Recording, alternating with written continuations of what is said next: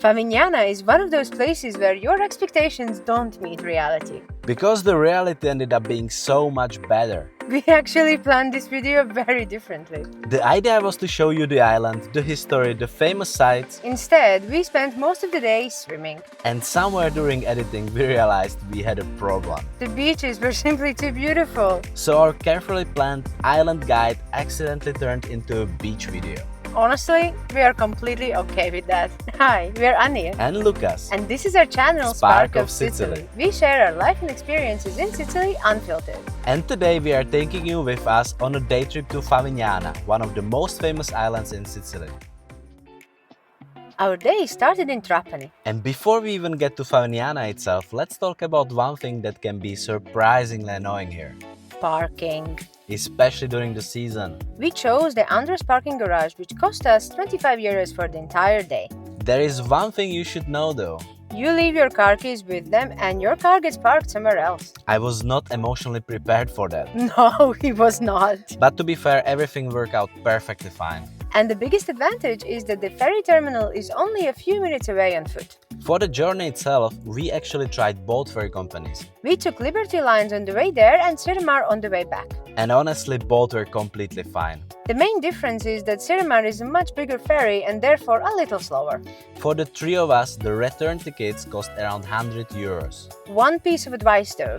Book your ferry tickets as soon as you know where you're staying in Sicily. Originally, we wanted to visit on a Saturday. Unfortunately, everybody else had the same idea. The tickets were completely sold out. So we had to move the whole trip to another day. And that brings us to our first tip of the day. Whatever amount of time you think is enough for Favignana, It probably isn't. we arrived at 10 in the morning. And our ferry back was at 5.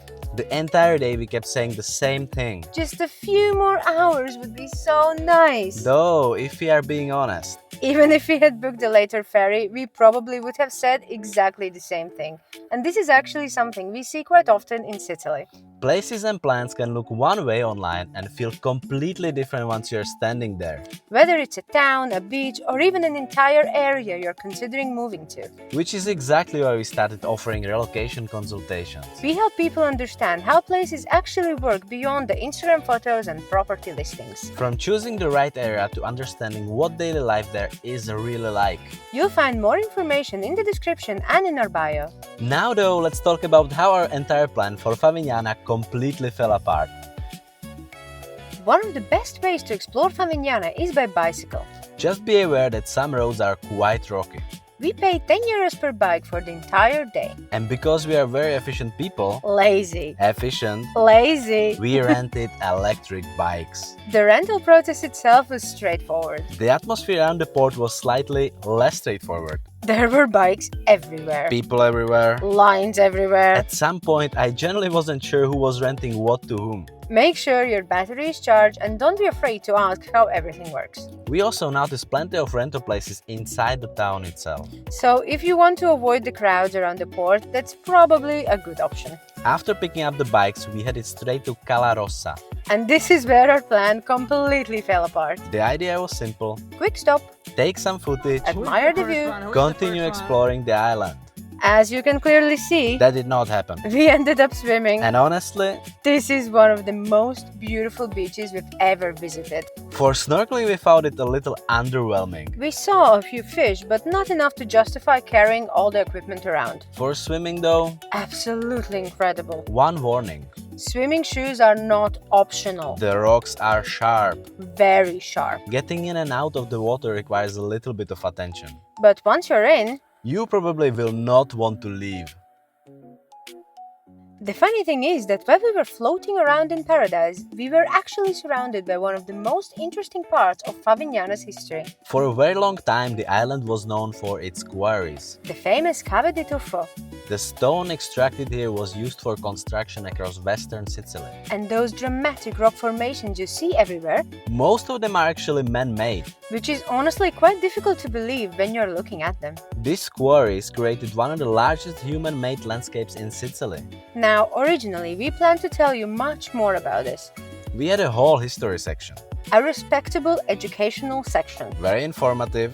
Unfortunately, Cala Rossa had other plans. So instead of becoming historians, We became beach tourists. and honestly, Sorry, not sorry. eventually we managed to pull ourselves away from the water and headed back into town for lunch. The food was excellent. But here is another Sicily tip. Lunch happens when Sicily says lunch happens. Not when you say lunch happens. Many restaurants stop serving food after around 2. We were lucky. Very lucky. The restaurant was already preparing to close, but still let us finish our meals and drinks. And honestly, that's one of the things we love most about Sicily. The hospitality. After lunch, we headed to Marino And this was the moment when time suddenly became very important. because our ferry back was already getting close.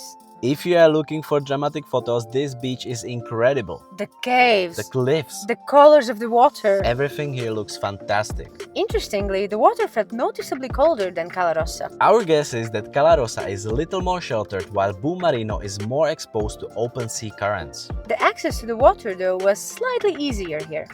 And if you are choosing between the two, Honestly, don't make us choose. exactly. Just visit both.